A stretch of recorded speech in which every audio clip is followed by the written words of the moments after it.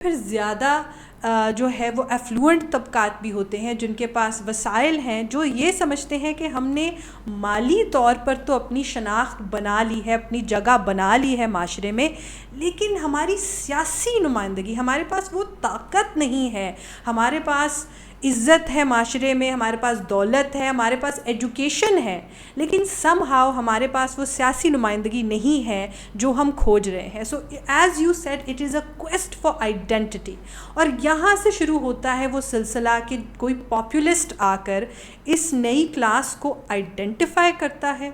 اور پھر خصوصی طور پر اس نئی کلاس کو ٹارگٹ کرتا ہے. اور وہ ٹارگٹ کس طرح کرتا ہے؟ بالکل جیسے ہم نے یہ کہا کہ ایک سب سے بڑا نعرہ ان کا یہ ہوتا ہے کہ ایک ایلیٹ ہے جو تم لوگوں کو لوٹ کے کھا رہی ہے، کرپشن، جس کے اندر وہ ایک اینٹی ایلیٹ جو کہ عموماً لیفٹ کا ایک نعرہ ہوتا ہے. تو رائٹ ونگ